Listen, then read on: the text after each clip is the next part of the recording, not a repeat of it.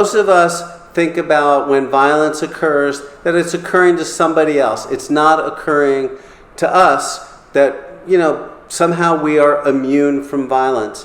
Unfortunately, that's not the case. And in the last few years, we've seen a huge expansion in what I call grievance-driven violence. It's different from your typical armed robbery or some other violence that is associated with crime. This is the kind of violence where somebody develops a grievance and then plots and strategizes and implements a plan to extract revenge or to draw attention to a position. And this type of violence is much, much more difficult to prevent. I've done videos in the past about why that's so.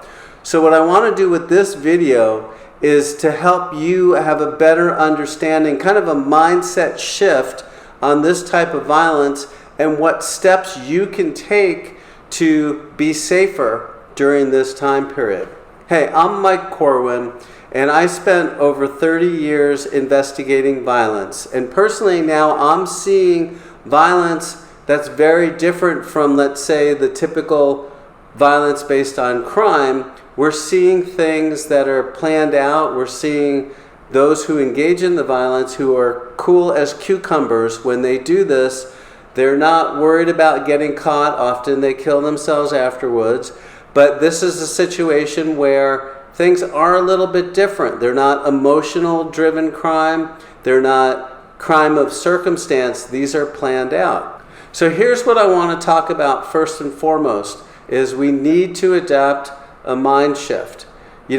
Back when crime was what drove violence, you could look at yourself and you could say, well, I don't live in an area of high crime. I don't live in a situation where we typically would see that type of thing. It's not a gang-infested neighborhood. It's not a drug-infested neighborhood, etc. But these days, violence is targeting people because of the kind of work they do, the kind of clients they serve, the overall products and services that they provide, or just who you as a business owner or professional actually are.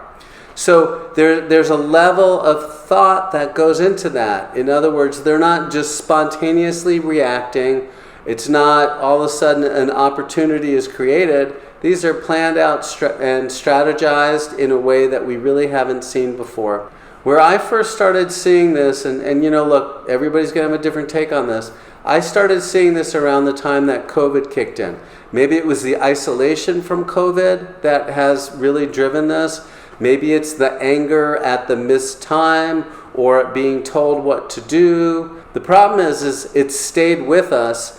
And that's not really something that we want or are prepared to deal with. And so I think that we need to have a little mind shift here. The first thing to understand is, look, there's no cavalry coming. No one is going to keep you safe but you. And that's a hard lesson to learn. We're so used to, crime, let's say, the crime of robbery. Okay, if you avoid dangerous areas, you're probably not going to get robbed. If your house is in a pretty safe location, you're probably not going to get broken into. But that's all changed, and that's because this violence is driven by ideology. It's driven by the desire for publicity. It's driven by making your mark. So these reasons are very different. They're not spontaneous. They're not circumstance or happenstance. They are just planning these types of crimes, this violence out. They're just planning this violence out. They're taking all of the steps they need to help make sure that they succeed with it. Now, obviously, if you're watching my video, you're probably not a famous politician. You're probably not in Congress, although I have provided personal safety training to the staff of a United States Senator, and that was after they had already received safety training from the Capitol Police. And that's because I break down personal safety in a way that's very different. The next element that I want you to be aware of, and it's not one most people talk about, it's to me very important though, it's called changing the dynamic. Once an attack is underway, you have only split seconds in which to prevent that attack from succeeding.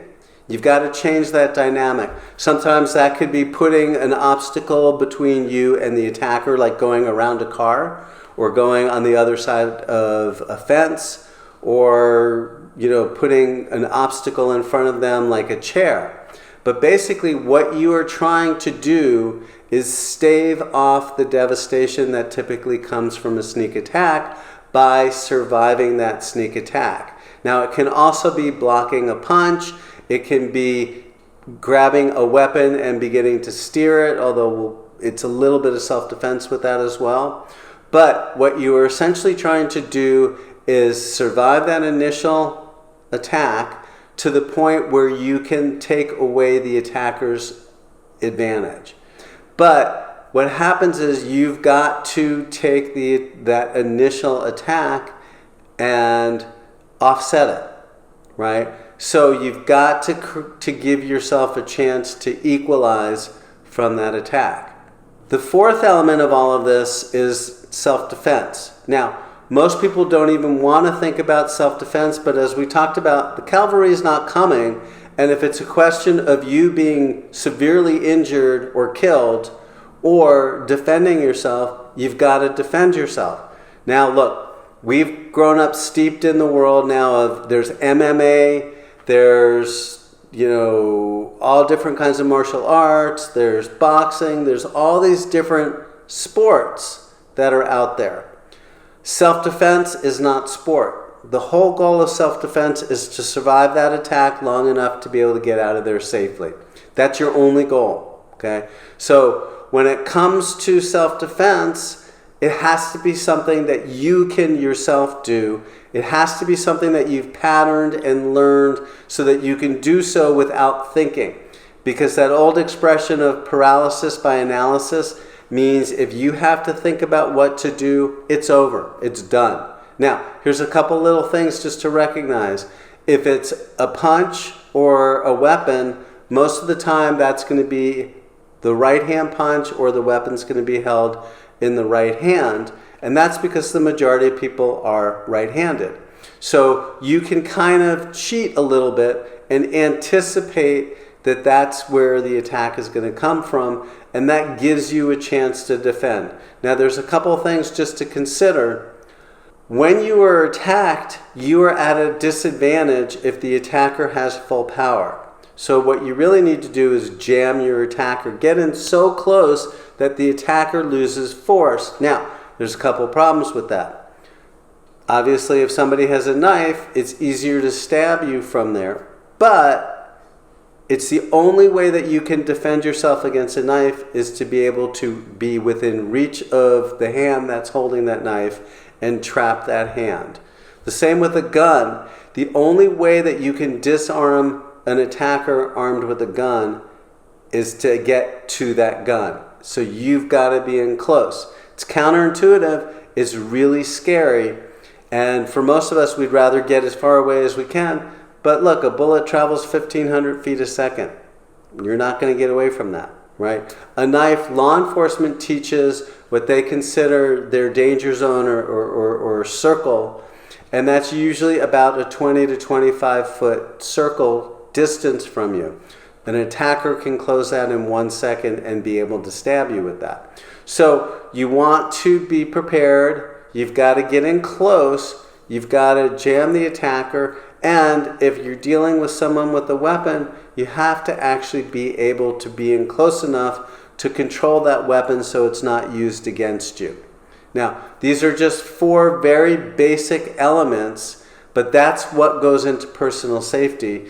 And I want you to be able to keep yourself safe no matter what the situation, and to close out. Now, I've got a great workshop on personal safety coming up. It's a 3-hour workshop. I really break things down, cover all the different elements that you need to know and need to actually implement in order to be safe in pretty much any situation. I've also got some links for some other workshops as well.